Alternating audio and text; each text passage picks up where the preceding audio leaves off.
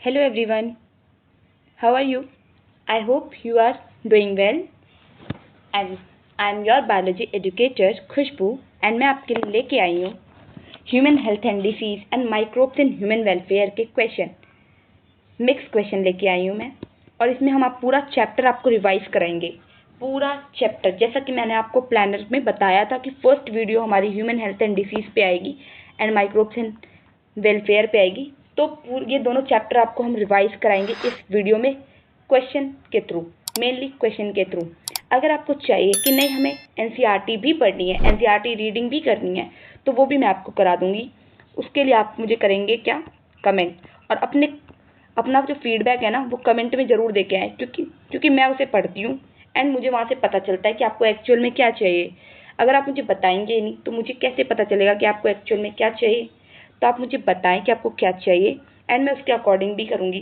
But अभी तो हम क्वेश्चन कर लेते हैं बिना देरी के, और वीडियो ज़्यादा लॉन्ग नहीं होगी क्योंकि क्वेश्चन ही करने हैं, मेनली 30 क्वेश्चन ही करने हैं। तो पहले हम क्वेश्चन करते हैं। अगर आपको चाहिए कि नहीं हमें और ज़्यादा क्वेश्चन की प्रैक्टिस करनी है तो आप मुझे कमेंट में बता देना, मैं उसके अकॉर्डिंग भी देख लूँगी एक बार। तो फटाफट से हम आगे बढ़ते हैं अपने फर्स्ट क्वेश्चन की तरफ। ओके,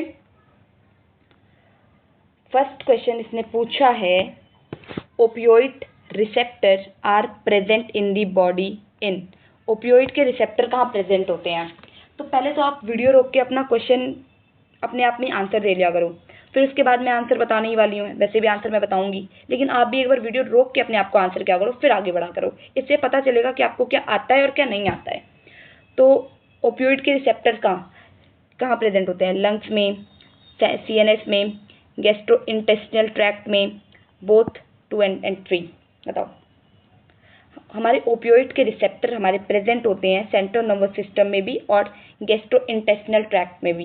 तो इसका आंसर जाएगा 2 and 3। ये आपको याद रखना है, और इसका ड्रग्स जो है ना वो पूरा आपको याद रखना पड़ेगा, जो कि बहुत इंपॉर्टेंट है। इससे क्वेश्चन आने ही आने हैं। मैंने सोचा है कि मैं ड्रग्स पे एक वीडियो ले आऊँ, पूरे ड्रग्स पे ही, पूरा आपको जहाँ पे ड्रग्स पूरा का पूरा ही याद करा दूँ। तो मैंने सोचा है कि मैं इसकी 1 या 2 दिन में ड्रग्स पे वीडियो आ जाएगी।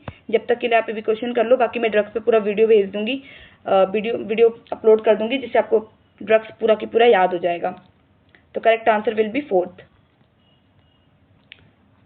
Which of the following drug is used to reduce the symptoms of allergy? कौन से ड्रग्स हमें लेने पड़ते हैं एलर्जी के सिम्टम्स को रिड्यूस करने के लिए? Histamine, serotonin, steroid. सेरोटोनिन लेते हैं, स्टेरॉइड लेते हैं, हिस्टामिन नहीं लेते हैं। एंटी हिस्टामिन, स्टेरोटोनिन, ये तो ऐसा कुछ होता नहीं, इससे पहले ही कर। Anti histamine, adrenaline, steroid. Correct answer will B 3rd। Histamine नहीं लेते तो यहाँ पे पहले कट कर दूँगा। नेक्स्ट क्वेश्चन की तरफ बढ़ते हैं। Which of the following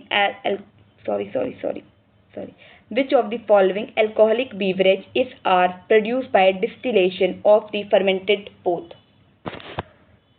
तो इसमें याद रखने के लिए एक चीज बता देती हूँ मैं आपको कि एक तो होता है विद डिस्टिलेशन, एक होता है विद डिस्टिलेशन, एक होता है विदाउट डिस्टिलेशन। तो विद डिस्टिलेशन में आता है whisky, brandy and rum. With distillation में आता है वाइन एंड बियर। तो ये मैंने याद कैसे किया हुआ है, पहले तो आप ये देखो। ये मैंने याद किया है जैसे कि विद है, तो विद में तो 4 स्पेलिंग होती है ना। तो विस्की, ब्रांडी, रम, इन तीनों का एक सीक्वेंस बना रखा है मैंने। विस्की, ब्रांडी, रम, विस्की, ब्रांडी, रम, 1-2 बार बोल लो, आपको भी याद हो जाएगा। तो विद में 4 स्पेलिंग आती है, तो मैंने 4 से 3 याद कर लिया है। 1 2 3 विस्की, ब्रांडी, रम, और बाकी बचे हुए आप डाल दो विदाउट डिस्टिलेशन में। इसमें without distillation, wine and beer. तो क्वेश्चन ने पूछा है प्रोड्यूस बाय द डिस्टिलेशन यानी विद। तो विद में आता है विस्की, ब्रांडी, रम। ब्रांडी तो है, बियर नहीं है। वाइन, रम तो है पर वाइन नहीं है।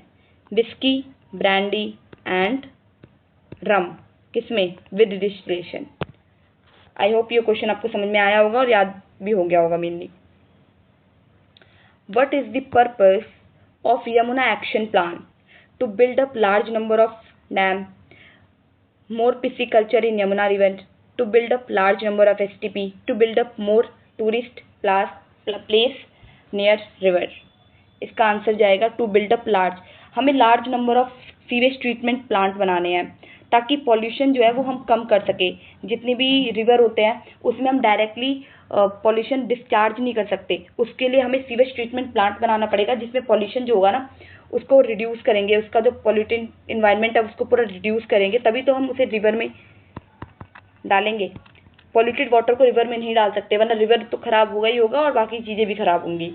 तो इसीलिए ये गंगा यमुना एक्शन प्लान था उसका। तो इसका पर्पस क्या है कि लार्ज नंबर ऑफ एसटीपी को बनाया जाए। During the process of primary treatment in sewage treatment plant that particle are removed by, जो पेबल्स वगैरह होते हैं, प्लास्टिक वगैरह जो होते हैं ना, उनको कैसे रिमूव किया जाता है? Sequential filtration. अल्ट्रा फिल्ट्रेशन जैसा तो कुछ होता नहीं है तो ये कट कर दो।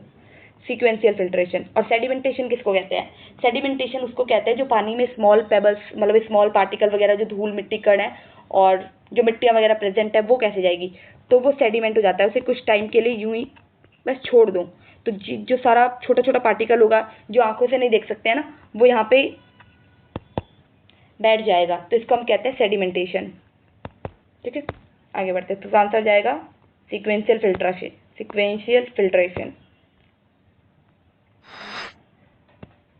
What is the specific name of Bristol yeast? Saccharomyces octosporus, Schizosaccharomyces, Schizoacromyces, बड़े उल्टे पुल्टे नेम है ये तो, ऐसा कुछ भी नहीं है। Saccharomyces cerevisiae correct answer. What is the following cheese is ripened by using a specific fungus for imparting a particular flavor? Particular flavour के लिए कौन सी चीज़ का यूज़ करते हैं? Swiss cheese? बिल्कुल नहीं। रॉकवर्थ चीज़? यस। ये पूरे एनसीईआरटी की पूरी लाइन है, एडजेक्टिव लाइन है एनसीईआरटी की।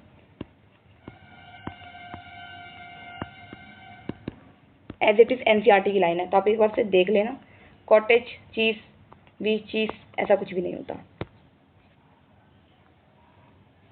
Morphine is obtained from which plant? Morphine कहाँ से ऑब्टेन किया जाता है?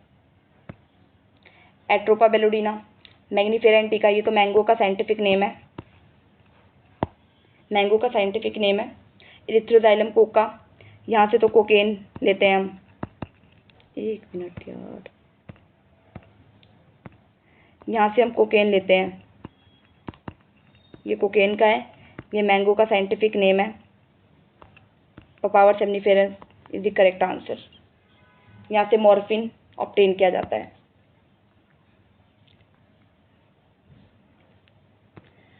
Biological oxygen demand, BOD.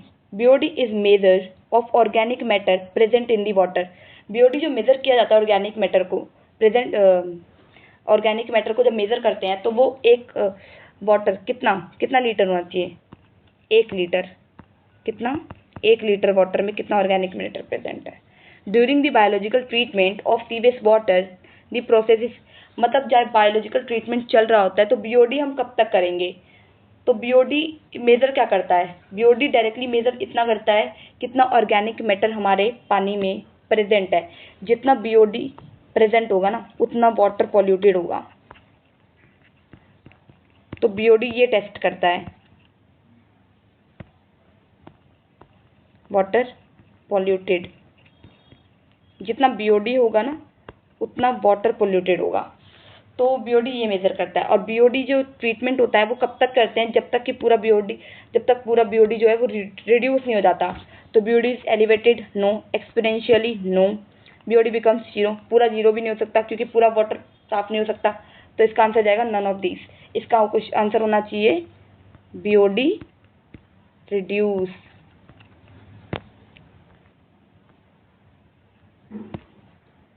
Which of the following statement is correct about microbes?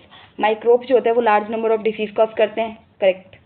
Microbe जो होते हैं वो डिसीज करते हैं प्लांट में और एनिमल्स में। Correct. All microbes are harmful? ऐसा नहीं है, सारे माइक्रोब्स हार्मफुल नहीं होते। बिकॉज लैक्टोबैसिलस का नाम तो सुना ही होगा, क्या ये हार्मफुल है? बल्कि नहीं, ये डिसीज को चेक करने में भी मदद करता है, तो ये बेनिफिशियल है हमारे लिए। तो ये स्टेटमेंट गलत हो गई। आंसर जाएगा 4th। ये डायग्राम बता दो, डायग्राम बेस्ड क्वेश्चन भी आ सकता है। Give the name of the given plant. Cannabis sativa cannabinoids, no. Papaver somniferum, morphine, yes. धतूरा भी नहीं है, ओपियोइड्स भी नहीं है।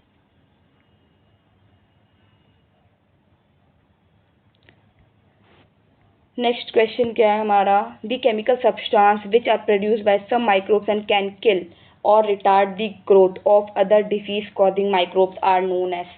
इंटरफेरॉन, बिल्कुल भी नहीं। Antibodies, antibiotic, toxin, answer will be antibodies.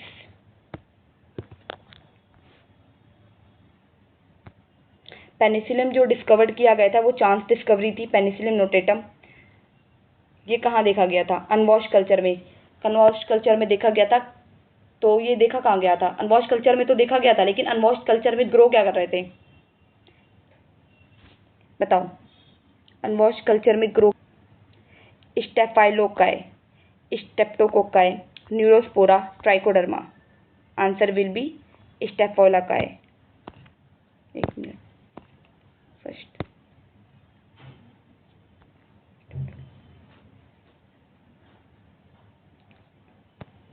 हाँ, अगर इसका आपको पीडीएफ चाहिए तो आप टेलीग्राम से ले सकते हैं। मैं टेलीग्राम का लिंक वगैरह कमेंट बॉक्स में दे दूंगी, आप वहाँ से इसका पीडीएफ ले सकते हैं।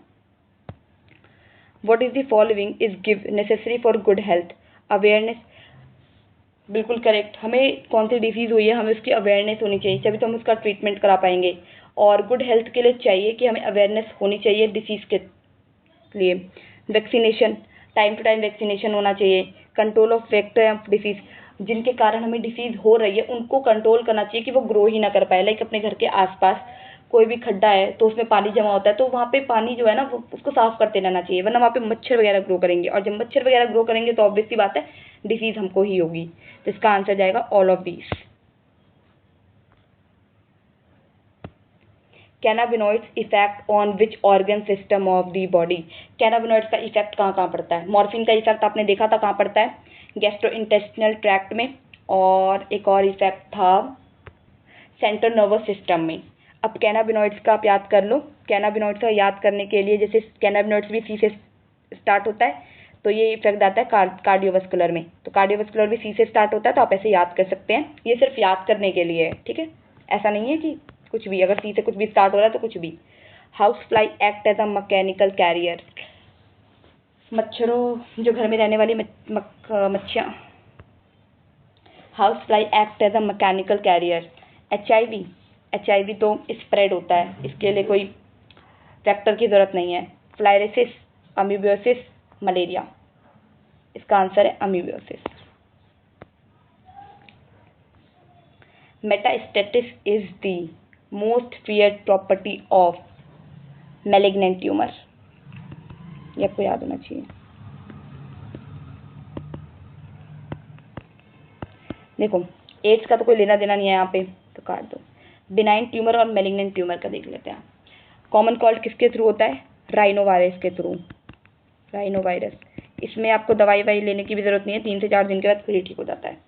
बिनाइन ट्यूमर और मैलिग्नेंट की बात करते हैं। जो बिनाइन ट्यूमर होता है ना, वो एक ही जगह पे रहता है, वो अपनी जगह से कहीं भी जाता नहीं है, मतलब जाता है इन द सेंस कि फैलता नहीं है। और जो मैलिग्नेंट ट्यूमर है वो स्प्रेड करता है, मतलब एक जगह हुआ है, अगर उसका ट्रीटमेंट नहीं हो रहा है तो वो दूसरी सेल्स को अफेक्ट करता है, और वो दूसरी सेल्स आगे अफेक्ट करती हैं। तो ये जो ट्यूमर है ना, ये बनता ही जाता है, अनकंट्रोल इसकी ग्रोथ होती रहती है। तो इसी प्रॉपर्टी को हम कहते हैं मेटास्टेसिस। तो इसका आंसर जाएगा मैलिग्नेंट ट्यूमर। और क्वेश्चन आता है कि कौन सा ट्यूमर है ज़्यादा नुकसानदायक है, तो हमारा आंसर जाएगा मैलिग्नेंट। और ये कैंसर के लिए है दोनों, ठीक है। Match the following, match the following question जो होते हैं ना वो सबसे इजी होते हैं। Erythroxylum coca, cocaine, cannabis sativa, cannabinoids, heroin, smack, tobacco, nicotine. इसका तो सारा ही आंसर ऑलरेडी करेक्ट है, तो फर्स्ट आंसर जाएगा। देखो, दूसरी मैच दी फॉलोइंग पे आता है। कोलेस्ट्रम, कोलेस्ट्रम में क्या होता है, आईजीए एंटीबॉडी होती है, आईजीए एंटीबॉडी होती है। आईजी एंटीबॉडी होती है इम्यूनोग्लोबिन ए, ये पाई जाती है मदर के मिल्क में, जो कि एक बच्चे के लिए, जो इन्फेंट है उसके लिए बहुत ज़रूरी होती है। तो डॉक्टर प्रिस्क्राइब करते हैं कि जब भी कोई न्यू बॉर्न बेबी होता है तो उसको मदर का ही मिल्क दिया जाए, ठीक है। तो ये हमारी होती है पैसिव इम्यूनिटी, क्योंकि इसे दे रहे हैं, बाहर से दे रहे हैं, खुद तो नहीं आ रही है, बाहर से दे रहे हैं, तो ये होती है पैसिव इम्यूनिटी। तो ए का आंसर 2। वैक्सीनेशन, वैक्सीनेशन होती है एक्टिव इम्यूनिटी। बी का आंसर 4th ग्राफ्ट रिजेक्शन। अब ग्राफ्ट रिजेक्शन क्या होता है? ग्राफ्ट रिजेक्शन में होता है जब ऑर्गन ट्रांसप्लांट करते हैं। क्या करते हैं? जब ऑर्गन को ट्रांसप्लांट किया जाता है तो उसको जो कंट्रोल करता है ना, वो सीएमआई करता है कि ऑर्गन मतलब रिजेक्ट हुआ है या एक्सेप्ट हुआ है। जैसे किडनी है, किडनी को ट्रांसप्लांट कर दिया, तो अब वो रिजेक्ट हुआ है या एक्सेप्ट हुआ है, तो ये मेंटेन करेगा हमारा सीएमआई। और सीएमआई कोई, और इसी प्रोसेस को हम कहते हैं ग्राफ्ट रिजेक्शन।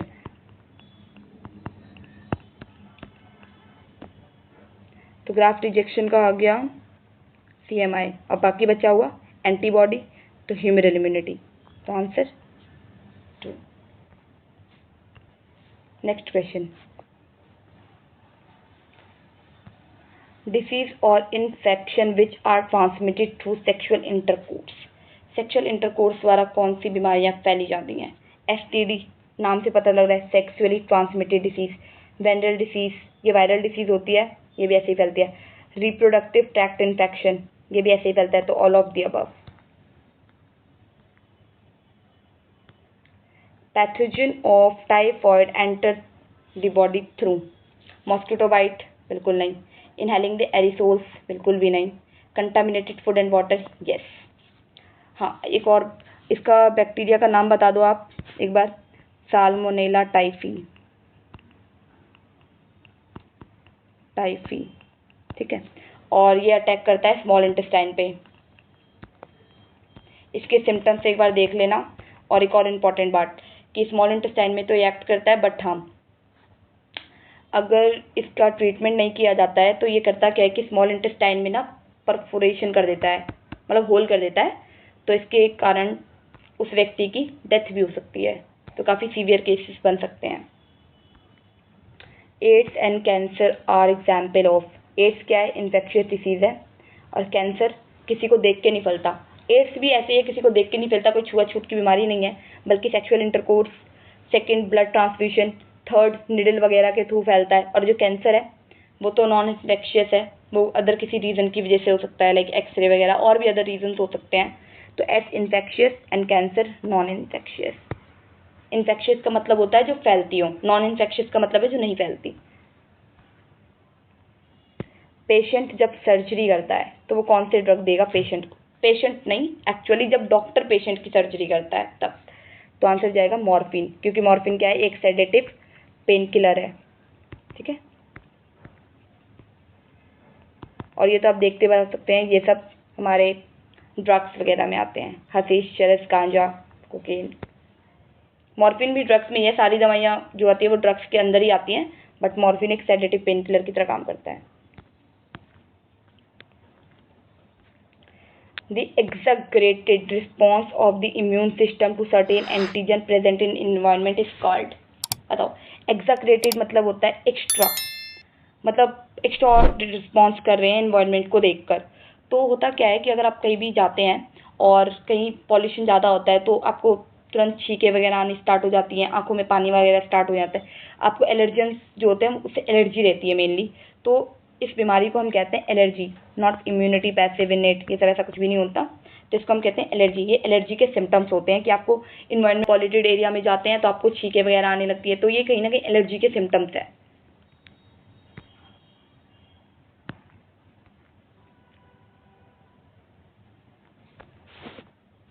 नेक्स्ट क्वेश्चन हमें बताने हैं, आइडेंटिफाई दी पार्ट, पार्ट को आइडेंटिफाई करना है। तो ए है हमारा थाइमस, बी है हमारा लिम्फ नोड, सी है हमारा लिम्फेटिक वेसल। तो correct answer thymus, lymph node, lymphatic vessels, option 2। Cannabinoids का इफेक्ट बता दो। ये क्वेश्चन शायद रिपीट हुआ है, तो आंसर आप बता दो फटाफट से, टाइम वेस्ट नहीं करेंगे। Cardiovascular system.